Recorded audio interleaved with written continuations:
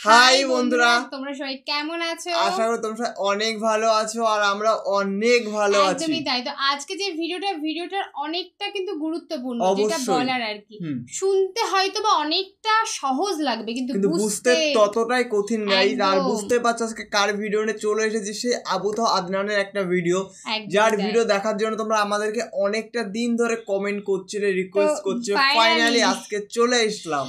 তো বলছে মূর্তি পূজার ইতিহাস, মানে এটা কিন্তু আমরা শুনেছি যে মূর্তি পূজা হয় বা কেন হয়, তো তার ইতিহাসটা আজকে দেখবো যে কি করে মূর্তি পূজার সৃষ্টি হয়েছিল, কোথা থেকে সৃষ্টি হয়েছিল বা কেনই বা সৃষ্টি হলো। এটা কিন্তু একটা গুরুত্বপূর্ণ কথা, কেন সৃষ্টি হয়েছে সেটা আজকে আমরা দেখতে চলেছি আর কার মুখ দিয়ে শুনতে চলেছি, সেটাই কিন্তু সবার থেকে বড় কথা। তো তার জন্যই আগে থেকেই বলা যে ভিডিওটা হয়তো আমরা দেখতে মনে হবে যে না ঠিকঠাক, কিন্তু যদি আমরা মাথা খাটাই বুঝতে গেলে কিন্তু অনেকটা গভীরে যেতে হবে।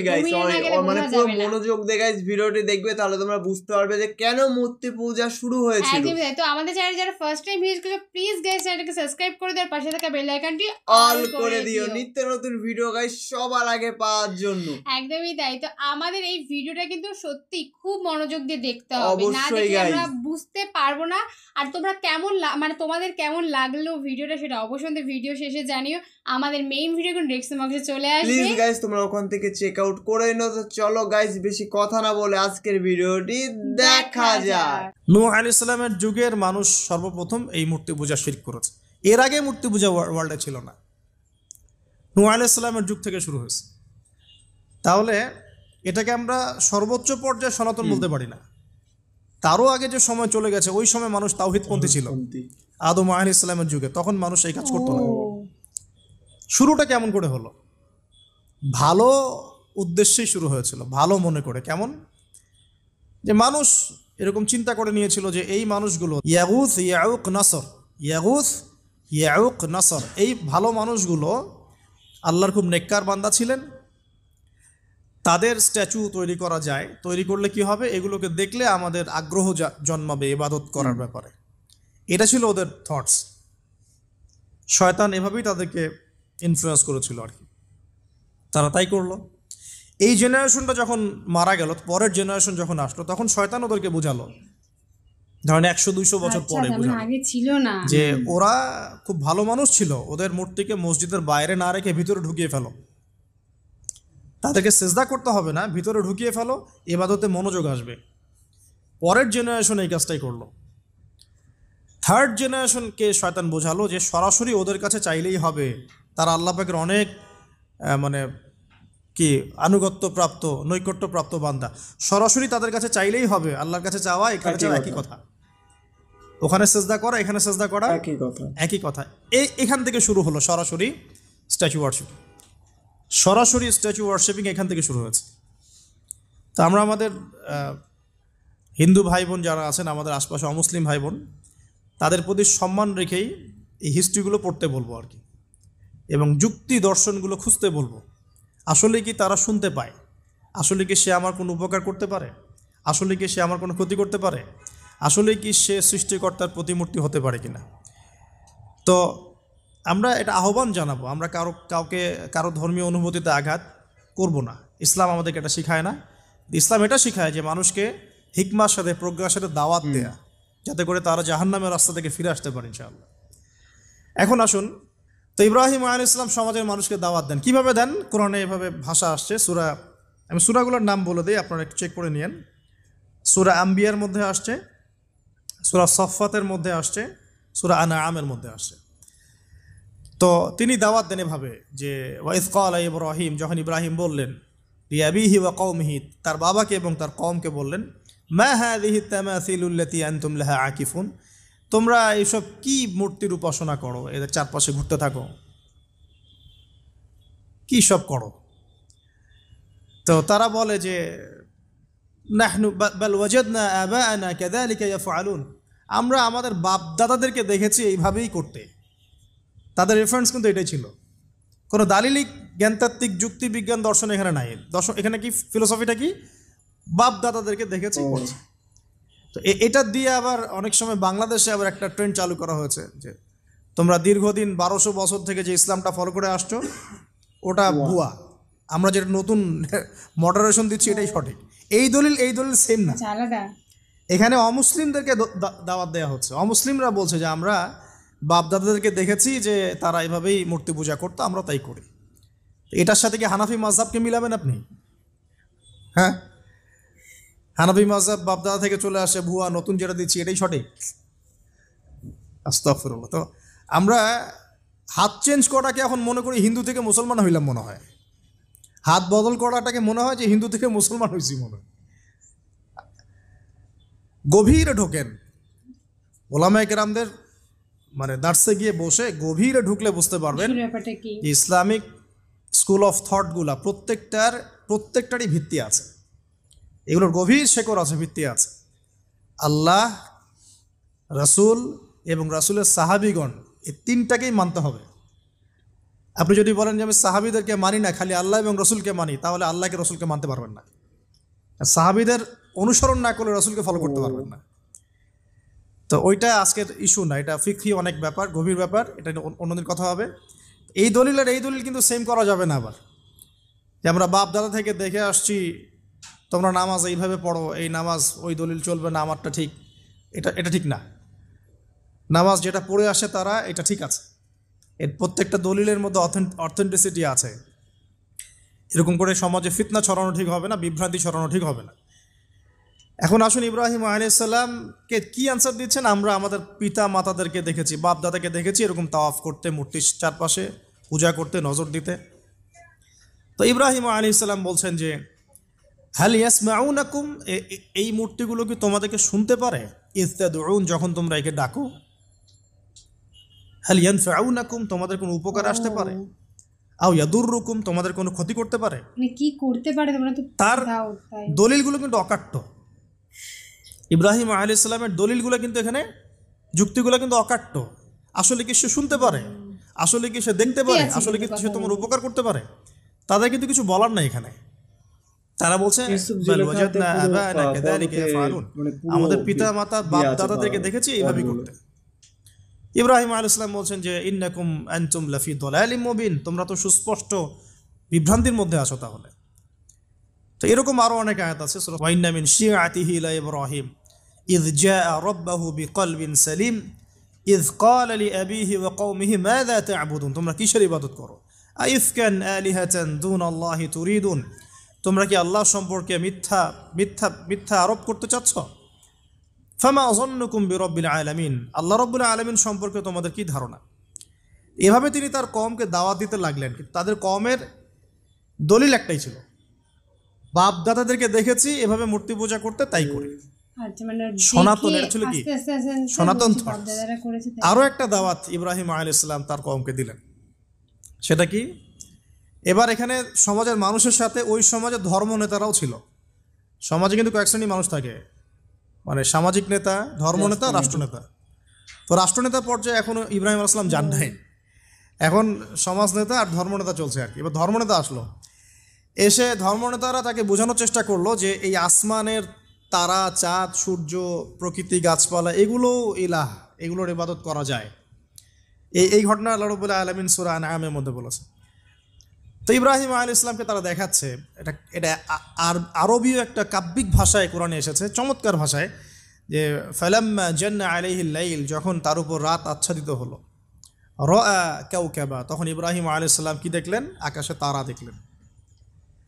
ঠিক আছে, তারা দেখলেন। মূর্তি পূজার এখানেই আছে, ধর্মনেতারাও এখানেই আছে। তো তিনি বলছেন হাযা রব্বি, এটা আমার রব। ফালাম্মা ফালা, যখন তারকাগুলো অস্তমিত হলো, ক্বালা লা উহিব্বুল আফিলিন, আমি তো অস্তমিত যাওয়া জিনিসকে পছন্দ করি না। রব তো অস্তমিত যাবে না, এখানেও যুক্তি লাগবে, তো আমার ফিলোসফি লাগবে, আমার এখানে দর্শন লাগবে, এখানে তো আমাকে মানে প্রজ্ঞা দিয়ে বোঝাতে হবে। এটা তো অস্তমিত হয়ে গেল, এটা তো রব হতে পারে না।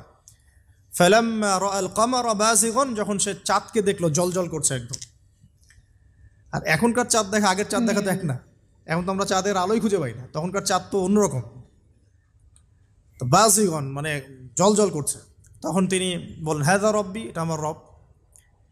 তখন ফালাম্মা ফালা, যখন এটাও অস্তমিত হয়ে গেল, তিনি বলছেন লাইল্লাম ইয়াহদিয়ানি রব্বি লাকুনান্না মিনাল কওমিদ দাল্লিন, আল্লাহ যদি আমাকে হেদায়েত না দেন তাহলে আমি এই দল্লিনদের অন্তর্ভুক্ত হয়ে যাব।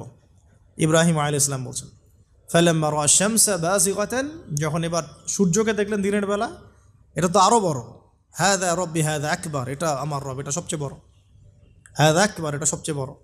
ফালাম্মা আফালাত, এটা যখন অস্তমিত হয়ে গেল, তখন তিনি বলছেন এই কথাটা যে ইয়া কওমি ইন্নী বারিউম মিম্মা তুশরিকুন, হে আমার কওম, তোমরা যেগুলোকে দিয়ে আল্লাহর সাথে শরিক করছো, এখান থেকে আমি আমার চেহারাকে ফিরিয়ে নিলাম। সুবহানাল্লাহ। তখন তিনি এই কথাটা বলেন, ইন্নী ওয়াজ্জাহতু ওয়াজহিয়া লিল্লাযী ফাতারাস সামাওয়াতি ওয়াল আরদা হানিফাও ওয়া মা আনা মিনাল মুশরিকিন, আমি আমার চেহারাকে ফিরিয়ে নিচ্ছি এই আসমান সমূহ এবং জমিনের সৃষ্টিকর্তার দিকে, এবং আমি মুশরিকদের অন্তর্ভুক্ত নই। ইন্না সলাতি ওয়া নুসুকি ওয়া মাহইয়ায়া ওয়া মামাতি লিল্লাহি রাব্বিল আলামিন, আমার সলাত, আমার কুরবানি, আমার স্যাক্রিফাইস, আমার জীবন, আমার ফুল লাইফ, আমার মৃত্যু, সব কিছু কার জন্যে? জগৎসমূহের প্রতিপালক আল্লাহর জন্যে। লা শারীকা লাহু, তার কোনো শরিক নাই। ওয়া বিযালিকা উমিরতু, এই একনিষ্ঠভাবে তার ইবাদত করার জন্যই আমি আদিষ্ট হয়েছি। ওয়া বিযালিকা উমিরতু ওয়া আনা মিনাল মুসলিমিন, এবং আমি মুসলিমদের অন্তর্ভুক্ত। এই শুরু হলো এবার পুরো স্পষ্টভাবে তাওহীদের ঘোষণা দেয়া। তবে ইব্রাহিম আলাইহিস সালামের এক একটা পদক্ষেপ কি যৌক্তিক না? অবশ্যই, একদমই তাই, বৈজ্ঞানিক না, এবং অকাট্য প্রমাণ আছে না, এগুলোকে কিন্তু ভেদ করতে পারছে না তারা। এবার ইব্রাহিম আলাইহিস সালাম চিন্তা করলেন, দ্বারা এবার উচিত শিক্ষা দিতে হবে। তবে আগে বলে নেই, এই যে উচিত শিক্ষাটার কথা বলছে, এটা আবার আপনারা খবরদার ভুলেও কোথাও দিতে যায় না, ঠিক আছে? এটারও সময় আছে। ইব্রাহিম আলাইহিস সালামের সাথে নবী সাল্লাল্লাহু আলাইহি ওয়াসাল্লামের জীবনের মিলের কথা বলছিলাম। নবী সাল্লাল্লাহু আলাইহি ওয়াসাল্লাম মক্কা বিজয়ের আগে কি কখনো মূর্তির গায়ে হাত দিয়েছেন কিনা? বলেন, দিয়েছেন? না। যখন মক্কা বিজয় হয়ে গেছে, পুরো স্টেটই আপনার, অথরিটি আপনার, তখন আপনি আপনার অ্যাকশন নিতেই পারেন, সেটা আপনার ব্যাপার, তখন আপনি কি করবেন? মুহাম্মদ সাল্লাল্লাহু আলাইহি ওয়াসাল্লাম কাবা ঘরে ঢুকে তখন মূর্তি ভেঙেছেন এবং বলেছেন ওয়াকুল জা আল হক ওয়াজাকাল বাতিল ইন্নাল বাতিলা কানা যাহুকা, তাই না? তো ইব্রাহিম আলাইহিস সালাম এবার শিক্ষা দেওয়ার চিন্তা করছেন। তিনি বলছেন যে যখন এরা মেলাতে যাবে, ওই উৎসবে যাবে, তখন আমি এদেরকে দেখে নিব। এটাও কুরআন চমৎকারভাবে বলেছে যে ইয ক্বালা লিআবিহি ওয়া কওমিহি মাযা তা'বুদুন ইফকান আলিহাতান দুনাল্লাহি তুরিদুন ফামা যান্নুকুম বিরাব্বিল আলামিন। হ্যাঁ, ফারাগা ইলা আলিহাতিহিম ফাকালা আলা তা'কুলুন।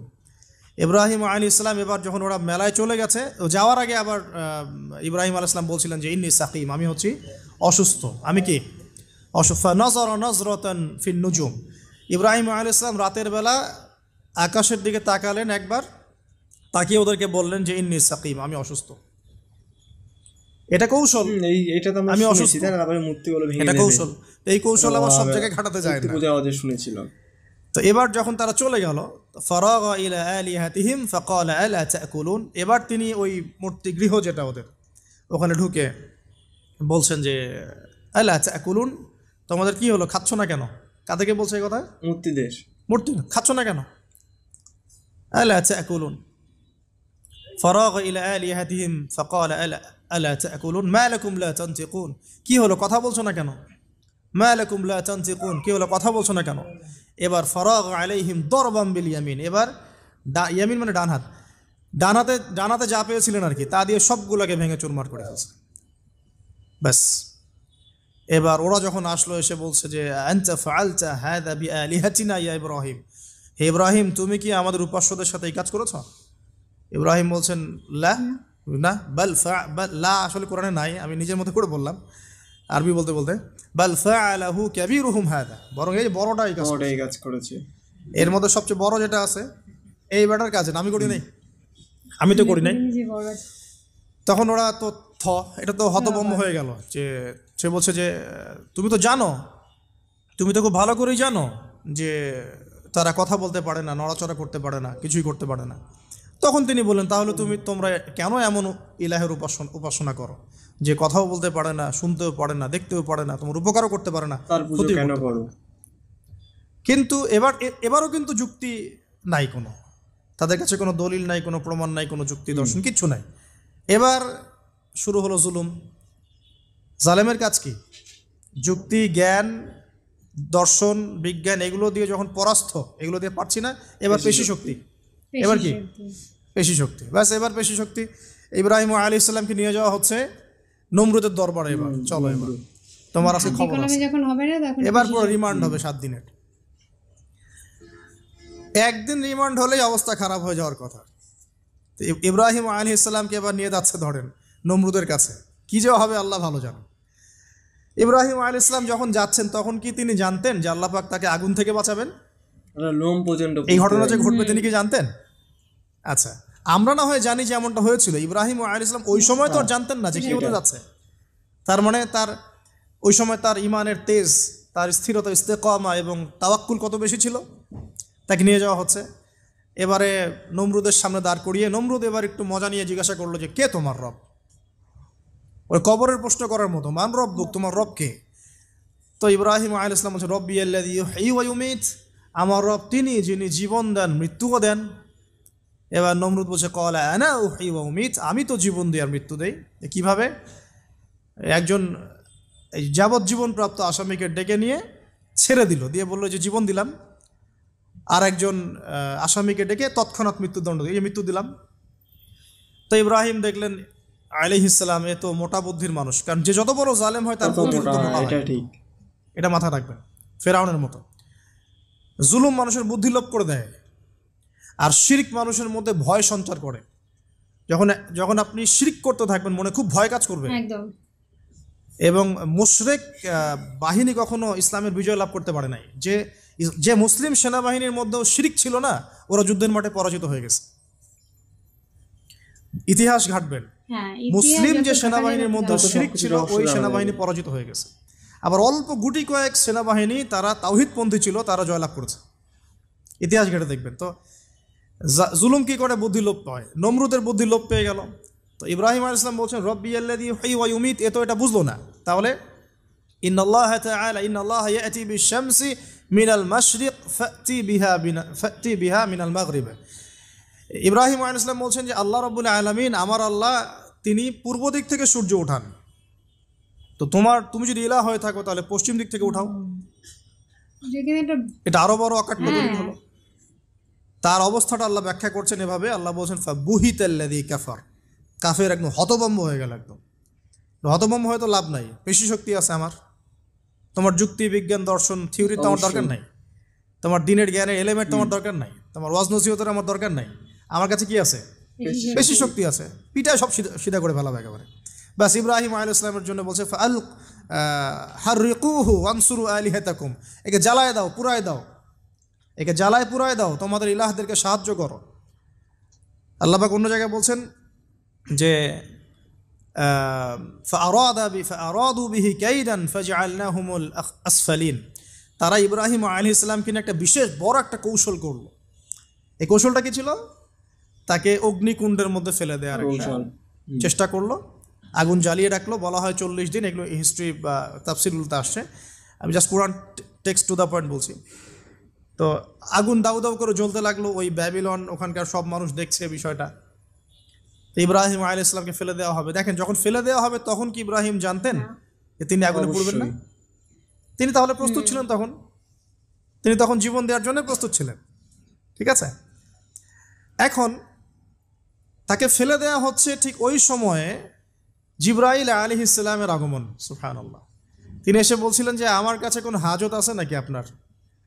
তখনও ইব্রাহিম আলাইহিস সালাম বলেছেন আপনার কাছে আমার কোনো হাজত নাই।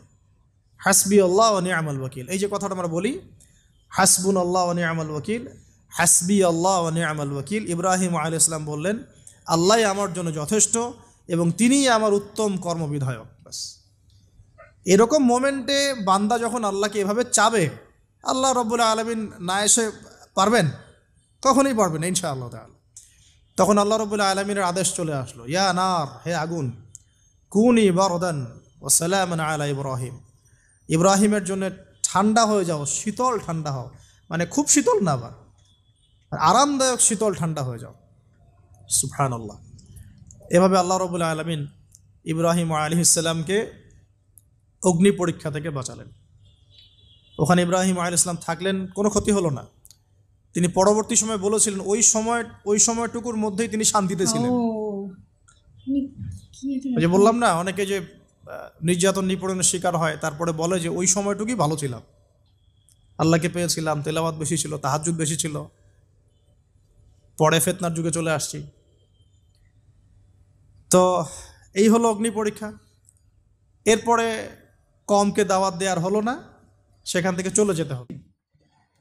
তো আমরা তো সবাই দেখলাম অগ্নি পরীক্ষা কি করে দিয়েছিল সে। তার কিন্তু তাকে যখন অগ্নিকুণ্ডের ভিতরে ফেলে দেওয়া হয়েছিল, তার কিন্তু গায়ে একটা লোম পর্যন্ত পড়েনি, আর সে কিন্তু ওটার জন্য পুরো প্রস্তুত ছিল যে না এখন আমাকে ওখানে যেতে হবে। কিন্তু তারপরে যে ঘটনাটা ওনার সাথে ঘটবে সেটা কিন্তু কেউ জানতো না গাইস। না আমরা জানতাম, হ্যাঁ আমরা এই কালের যুগে তার ঘটনাগুলো শুনেছি বলে কিন্তু আমরা জানি, কিন্তু সে কিন্তু কিচ্ছু জানতো না। তো একমাত্র উপরওয়ালার কাছে ভরসা করলেই সবকিছু সম্ভব, সেটা আমরা সবাই জানি। ও মানে কিভাবে সে পরীক্ষাটায় সামিল হলো, সত্যি মানে আমরা হয়তোবা খুব একটা তখন তো ছিলাম না, কিন্তু এখন যে ব্যাপারটা আমরা দেখলাম বা শুনলাম বা জানতে পারছি গাইস, সত্যি খুবই ভালো। আর গাইস এই ওয়াচটি তোমাদের কেমন লাগলো তোমরা অবশ্যই গাইস কমেন্টে জানিও। একদমই তাই, কারণ তোমরা অনেকদিন থেকে আমাদের কাছে রিকোয়েস্ট করছিলে যে আবু তাহার ওয়াজ নিয়ে আসতে, আবু তাহার ওয়াজ নিয়ে আসতে। তো ফাইনালি গাইস কিছু আবু তাহার একটা সুন্দর একটা ওয়াজ নিয়ে চলে আসলাম আমরা। তো তোমরা এভাবে আমাদের সাথে পাশে সবসময় থাকো, তোমরা যেভাবে আমাদেরকে সাপোর্ট করছো এভাবে যদি সাপোর্ট করতে থাকো, আমরা কিন্তু অনেক ভিডিও তোমাদের জন্য নিয়ে চলে আসবো, মনের মতন ভিডিও নিয়ে গাইস আমরা নিয়ে চলে আসবো। আর এইভাবেই কমেন্ট করতে থাকো, যাতে নেক্সট কি ভিডিও হবে সেটা তো তোমরাই আমাদেরকে জানিয়ে দেবে। তোমাদের নেক্সট কমেন্ট হয় আমাদের নেক্সট ভিডিও, সুতরাং তোমরা কমেন্ট করতে থাকো, আমরা ভিডিও নিয়ে চলে আসবো। তো চলো গাইস, নতুন কোনো ধামাকাদার ভিডিওতে তোমাদের সাথে আবার দেখা হবে। আজকের মতন এখানেই, টাটা।